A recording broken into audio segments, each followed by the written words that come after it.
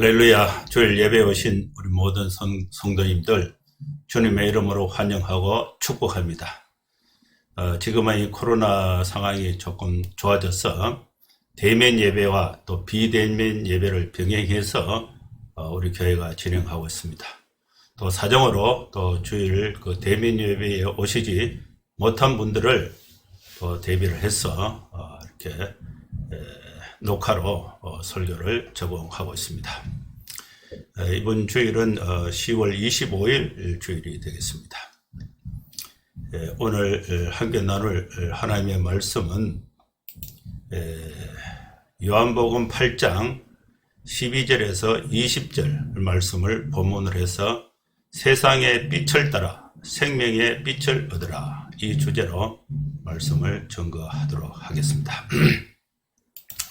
먼저 본문 말씀을 읽어보겠습니다. 예수께서 또 말씀하여 이르시되 나는 세상의 빛이니 나를 따르는 자는 어둠에 다니지 아니하고 생명의 빛을 얻으리라. 바리새인들이 이르되 내가 너를 위하여 증언하니 내 증언은 참되지 아니하도다. 예수께서 대답하여 이르시되 내가 나를 위하여 증언하여도 내 증언이 참되니 나는 내가 어디서 오며 어디로 가는 것을 알거니와 너희는 내가 어디서 오며 어디로 가는 것을 알지 못하느니라. 15절입니다. 너희는 육체를 따라 판단하나 나는 아무도 판단하지 아니하노라.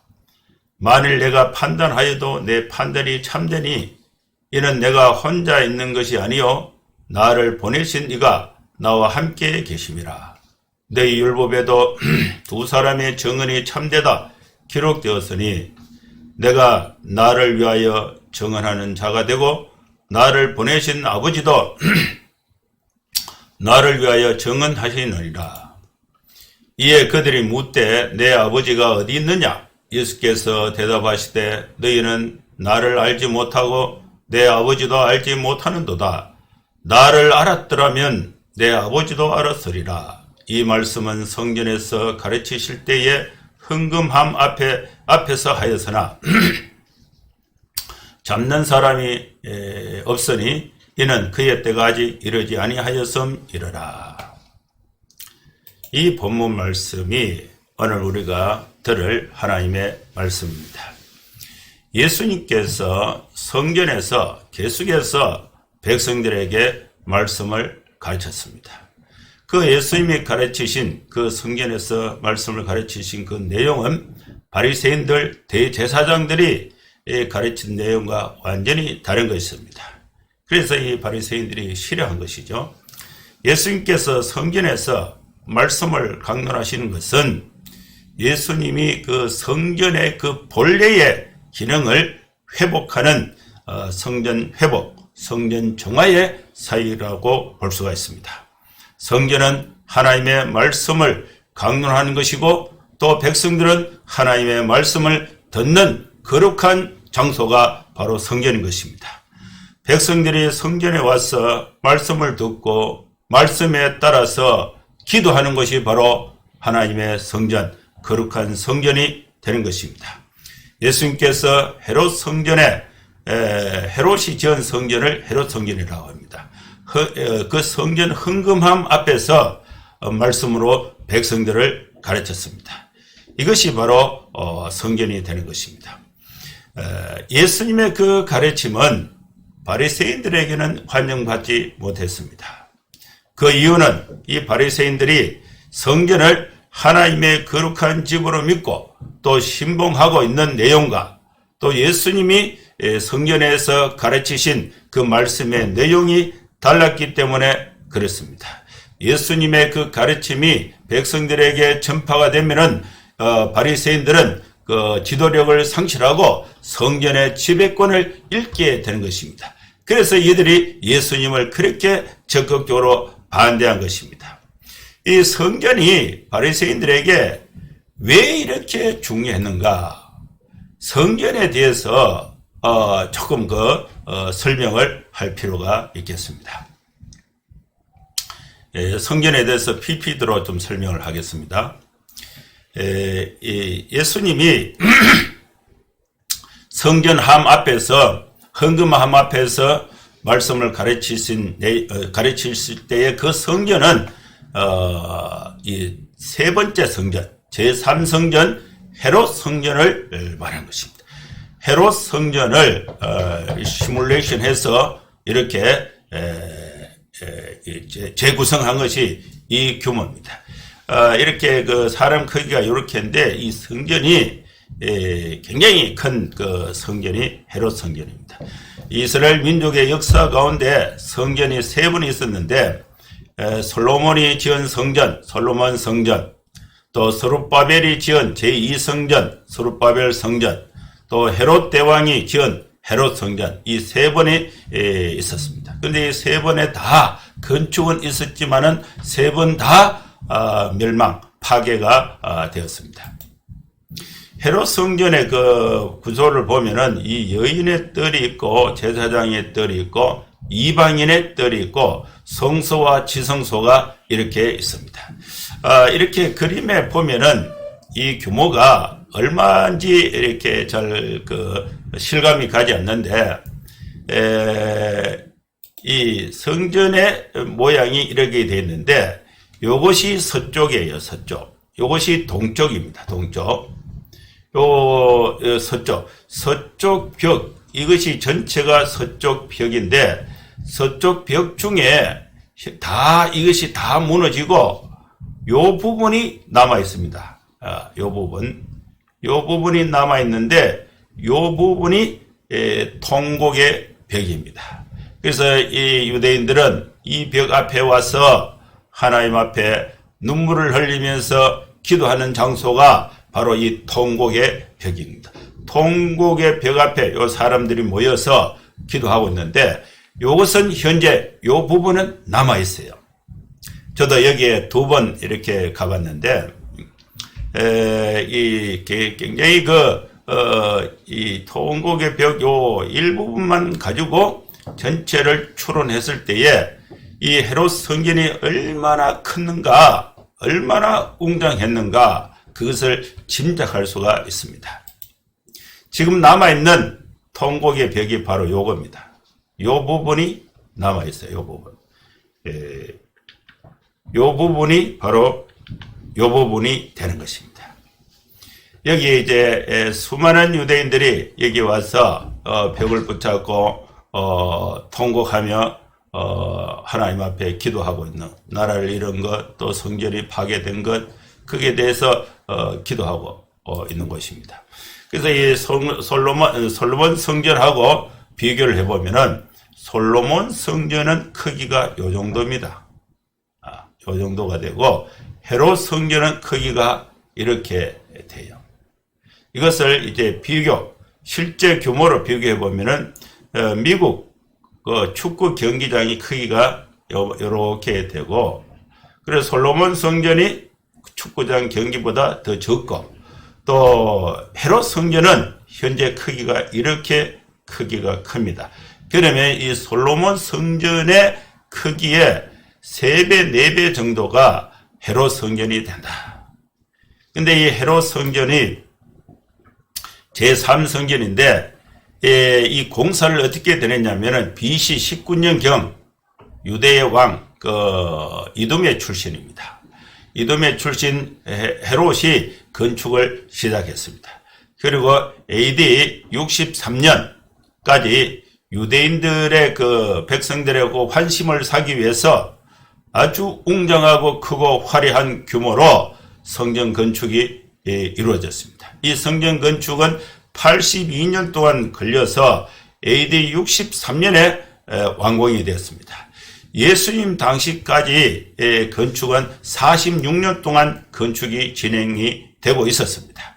그리고 BC 19년에 시작해서 AD 63년에 완공이 됐으니까 82년 동안 걸쳐서 이렇게 웅장하고 또 아름답고 또 이렇게 거대한 그런 성전을 완성을 했습니다. 이 완공이 된 시점이 AD 63년인데 이때가 네로의 황제는 로마의 황제는 네로가 집권하고 있을 때입니다. 이때에 이제 완공이 된 후에 7년 동안 이 성전이 7년 동안 완공된 후에 7년 동안 활용되고 있다가 7년이 지나서 AD 70년 예수님 당시부터는 약 40년 후, 또 완공된부터는 7년 후 AD 70년에 로마의 티토 장군이 예루살렘에 쳐들어와서 이 예루살렘을 함락하게 됩니다. 그때에 예루살렘 성전이 완전히 무너지고 또 서쪽 통곡의 벽, 요 부분만 원형이 남아있는 것입니다. 그것이 바로 요 부분이에요.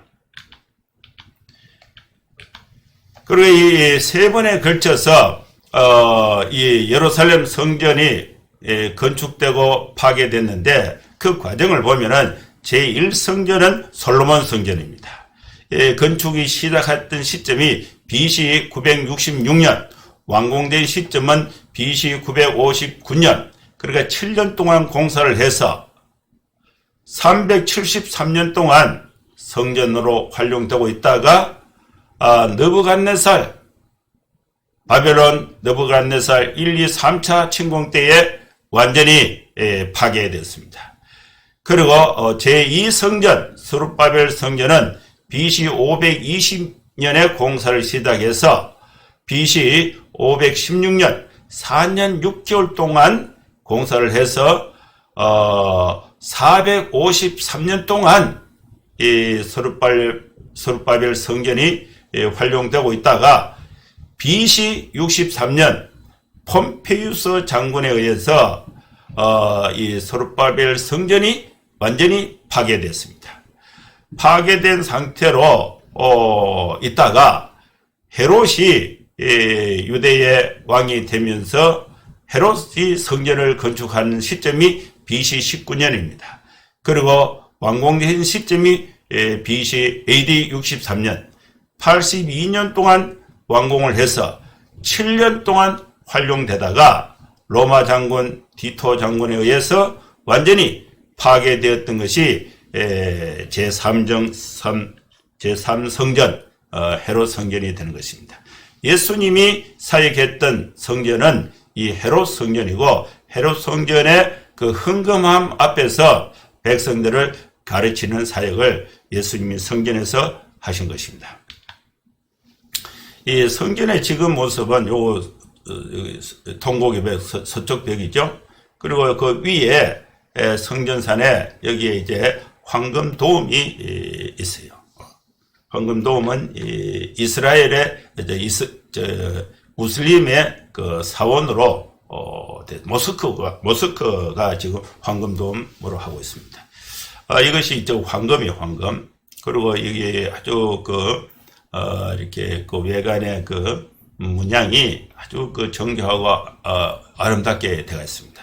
그래서 제가 여기에 제가 2번 가봤는데 한번 들어가 보려고 하니까 입구에서 막아서 못 들어갔어요. 그래서 내가 종교를 연구하고 있는데 꼭 한번 보고 싶다. 그러니까 무슬림이냐 이렇게 물어요. 그래서 나는 무슬림이 아니고 기독교다. 그러니까 못 들어간대요. 그래서 그러면 무슬림으로 개종하면은 돌려보내주겠다. 개종하겠냐? 이렇게 물어요. 그래서 나는 개종 안 한다 그랬어요. 그리고 이제 이야기를 하는 척 하다가 그 앞에 지키는 사람이 다른 사람하고 이렇게 보는 순간에 파뜩 들어가서 봤는데 한 3m 들어갔는데 그 잡혔어요. 이렇게 나왔어요. 그 안에 보면은 안에 뭐 별것도 없어요. 그는 텅 비어 있는 그런 모스크였습니다. 현재 모습인데 여기도 모스크가 하나 있고 여기도 모스크가 있어요. 여기시 이제 예루살렘 성벽이 이렇게 되어 있습니다.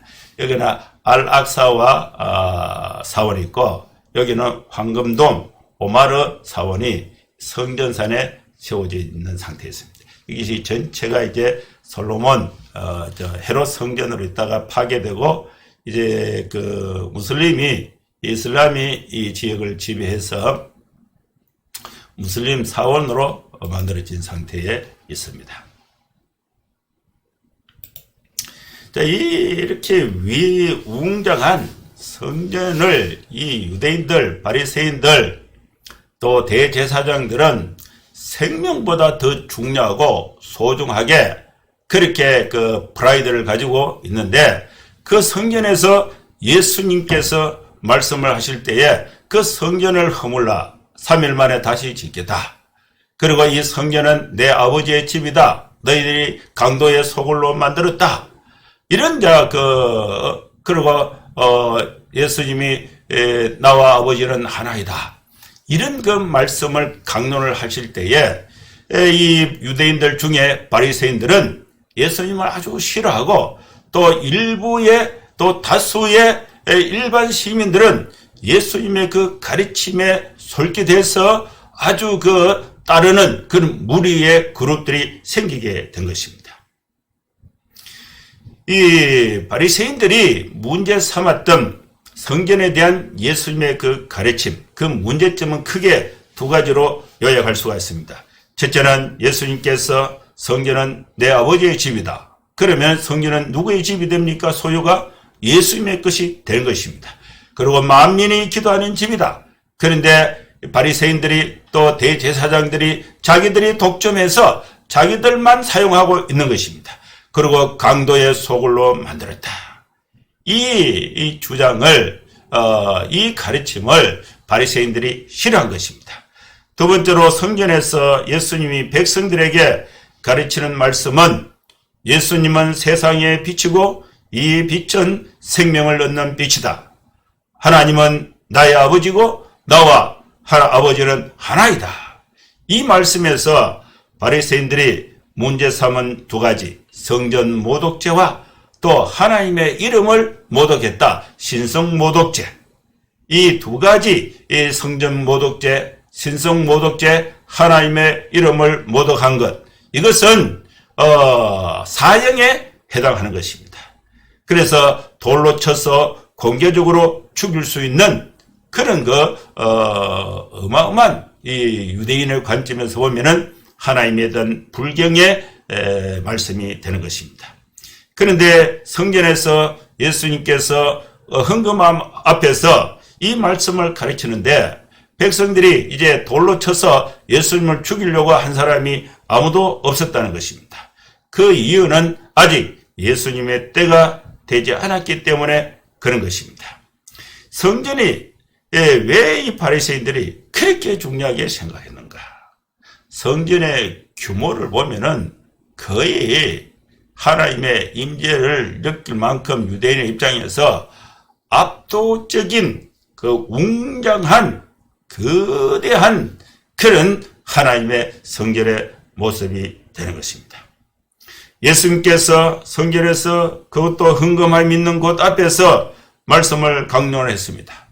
성전에는 헌금이 필요합니다. 이렇게 거대한 성전, 헤롯 성전에 그게 주인 행세를 했던 사람들이 바리새인들입니다. 이 바리새인들에게는 이 헌금함이 매우 중요한 것입니다. 백성들로 하여금 하나님께 헌금을 드리게 하고 그 헌금을 모아서 성전을 관리하고 또 성전을 관리하는 직원들 인건비하고 자기들의 그 생활비를 챙기고 또 하나님의 이름으로 수입을 창출할 수 있는 아주 중요한 곳이 바로 헌금함이 되는 것입니다. 그 앞에서 예수님께서 백성들에게 가르친 말씀이 12절부터 시작이 됩니다. 12절은 일부 강연이 있었는데, 여기에 일부 예수님의 강연의 말씀의 그 핵심은 예수님은 선포를 하셨습니다. 나는 세상의 빛이다. 예수님은 세상의 빛입니다. 예수님을 빛으로 믿고 따르는 자들은 어두움에 다니지 아니합니다. 생명의 빛을 얻게 되는 것입니다. 우리는 누구를 따르느냐에 따라서 어둠에 거하느냐 빛에 거하느냐가 달라지게 되는 것입니다. 오늘 우리나라는 갈팡질팡 코로나 상황에서 또 정치 상황에서 경제 상황에서 누구 말을 들어야 될지 혼란 가운데 있습니다. 교회가 빛을 발해야 하는 것입니다. 이 시점에 예수님께서 나는 세상의 빛이다. 나를 따르는 자는 어둠에 다니지 아니한다. 생명의 빛을 얻게 된다고 선포하신 것입니다. 일부 이 강연을 들은 이 바리새인들이 예수님께 질문을 했습니다. 이 바리새인들이 몰라서 질문한 것이 아니고 예수님의 그 가르치는 그 사역을 방해하고 또 백성들로 하여금 예수님이 말씀하신 것을 믿지 않도록 방해하기 위해서 질문을 한 것입니다. 몰라서 알아보기 위해서 질문한 것이 아니라는 사실입니다. 바리새인들이 예수님 당신이 예수님 자신을 증언하게 되면은 그 증언은 거짓말이다. 참되지 못하다. 이렇게 주장한 것입니다. 거짓이라고 주장한 것입니다. 증언 자체가 성립되지 않는다고 말한 것입니다. 이들은 예수님의 말을 경청하고 또 성전에 모인 또 많은 사람들에게 예수의 말을 듣지 말라고 내용을 파악하기보다 문제를 일컬어서 그 예수님의 증언을 소멸시키기 위한 그런 목적을 가지고 있는 것입니다. 여기에 대해서 예수님께서 대답을 하십니다. 또 예수님이 말씀을 하시고 또 이 바리새인들이 묻고 또 예수님이 대답하면서 예수님이 전달하고자 하는 분명한 내용을 전달하고 있는 것입니다. 이것이 바로 문답식 강론이 되는 것입니다. 그 예수님의 대답이 14절에 있습니다. 내가 나를 위하여 증언하여도 내 증언이 참되다. 예수님은 왜 증언이 참되냐? 왜냐하면 나는 내가 어디서 오며 어디로 가는 것을 알기 때문에 그랬다. 근데 예수님이 어디서 오셨고 어디로 가는지 사람들은 아무도 모릅니다. 그 모르는 사람이 예수님에 대해서 당신 틀렸다고 주장하는 사람들이 바리새인들입니다. 바리새인들의 증언이 잘못된 것입니다. 그런데 예수님은 나는 내가 어디서 오며 어디로 가는 것을 알기 때문에 내가 나를 증언해도 내 증언은 참되다고 선언한 것입니다. 너희는 내가 어디서 오며 어디로 가는 것을 알지 못한다. 너희는 육체를 따라 판단하고 있다. 나는 아무도 판단하지 아니하노라. 16절 말씀에 만일 내가 판단을 해도 내 판단은 참된 판단이 된다. 왜냐하면 나는 혼자 있는 것이 아니라 나를 보내신 이가 나와 함께 계시기 때문이다. 예수님을 보내신 분이 누구신가? 바로 하나님이신 것입니다. 하나님이 예수님과 함께 하시기 때문에 예수님은 혼자 있는 것이 아니라는 것입니다. 그래서 예수님에 대한 증언은 율법에 두 사람의 증언이 있으면은 그 증언은 참되다는 것을 그 법적 요건을 갖춘 것입니다.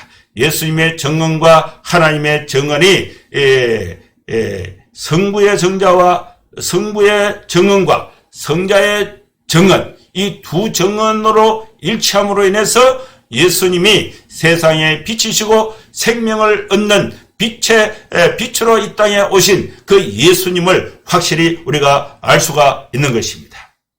19절 말씀에 이에 바리새인들이 또 예수님께 물었습니다. 내 아버지가 어디 있느냐? 그 예수님의 또 대답이 있습니다. 문답식 강론이죠. 너희는 나를 알지 못하고 내 아버지도 알지 못하는도다. 나를 알았더라면 내 아버지도 알았으리라. 곧 예수님을 아는 것이 곧 아버지를 아는 것이 되는 것입니다. 내 아버지가 어디 있느냐 이 질문에 나를 알았더라면 아버지도 알았으리라. 예수님을 모르니까 아버지를 모르는 거예요. 예수님을 알게 되면 하나님 아버지를 알게 되는 것입니다. 그 예수님 아는 것과 하나님을 아는 것이 같은 거예요. 그러면은 예수님은 하나님 아버지와 같은 분이라는 사실을 이 대답에서 선언하고 선포하고 있는 것입니다. 이 말씀이 성전에서 헌금함 앞에서 예수님이 백성들을 가르치신 또 바리새인들에게 강론하신 내용이 되는 것입니다. 여러분, 우리는 이 말씀에서 세 가지 하나님의 은혜를 받고 또 이 하나님의 은혜를 받고 그 은혜를 사용할 세상으로 생명의 빛을 얻어서 나아가고자 하는 것입니다. 첫째는 예수님은 어두움을 물리치고 생명의 빛을 주시는 세상의 빛으로 이 땅에 오신 것입니다. 여러분, 예수님의 빛이 이제 여러분에게 비치면은 여러분 마음속에 있는 죄의 어두움이 물러가고 또 생명의 빛을 얻게 되는 것입니다. 예수님의 빛이 우리 가정에 비치게 되면은 우리 가정을 지배하고 있었던 어두움의 세력이 물러가고 생명의 빛을 얻게 되는 것입니다. 여러분, 예수님의 빛이 우리나라에 비추게 되면은 우리나라를 지배하고 있는 어두움이 물러가게 되고 우리나라가 달라지게 될 것입니다. 지금은 우리는 빛을 잃어가고 있습니다. 우리 사회도 생명의 빛을 잃어가고 있는 시대에 오늘 우리에게 주신 이 말씀을 우리와 우리 성도들은 바르게 적용하고 또 바르게 실천하고자 하는 그런 각오를 가져야 될 줄로 믿습니다. 여러분, 어둠을 밝히는 빛은 예수님밖에 없습니다. 예수님은 이 땅에 세상의 빛으로 오셨습니다. 어두움을 따르지 않고 예수님을 따르게 되면은 생명의 빛을 얻게 되는 것입니다. 우리 정치계가 어두움을 따르지 않고 예수님을 따르게 되면은 정치계의 생명의 빛을 얻게 되는 것입니다. 여기서 우리는 사명이 있습니다. 우리 교회도 사명이 있습니다. 우리는 이미 세상의 빛으로 오신 예수님을 구주로 만나서 어둠을 버리고 예수님을 따라서 우리 안에 생명의 빛을 우리가 이미 받았습니다. 이 생명의 빛을 가지고 어둠에 있는 세상에 비추는 것이 우리의 사명이고 교회의 사명이 되는 것입니다. 빛은 어디에 필요합니까? 빛은 어둠에 필요한 것입니다.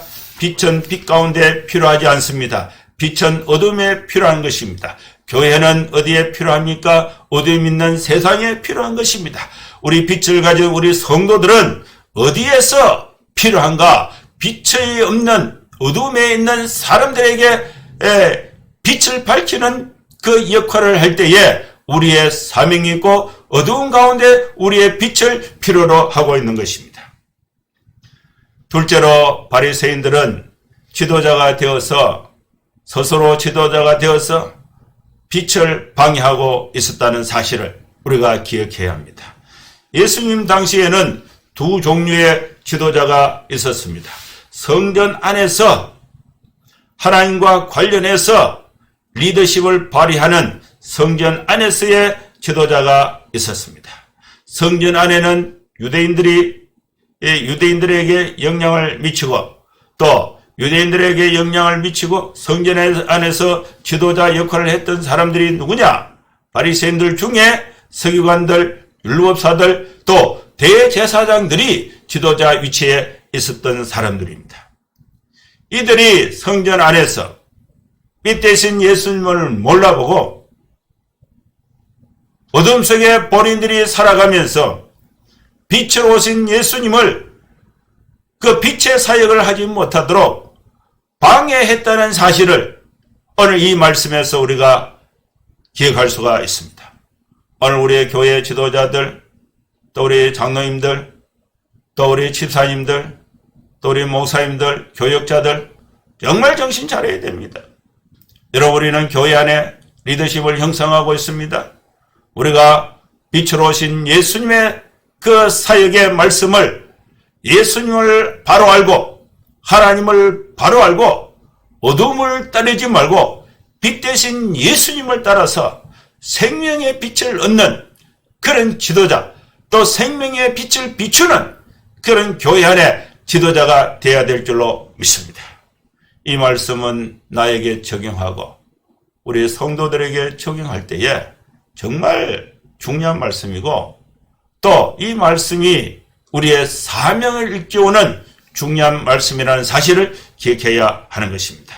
그 다음에 두 번째는 교회 밖에 지도자가 있습니다. 성전 밖에 지도자가 있습니다. 사내들인 공회와 결탁한 로마에서 파견한 총독과 관리들이 사회 밖에, 성전 밖에 지도자들입니다. 보다 적극적으로 예수님의 성전 사역을 방해한 사람들, 그것은 바리새인들. 이들은 역시 사회에도 지도자 역할을 했습니다. 로마의 권력과 결탁에서 예수님을 방해하고 십자가형에 처하게 되는 것입니다.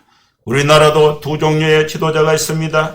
교회 안에 지도자가 있습니다. 교회 밖에 세상의 지도자가 있습니다.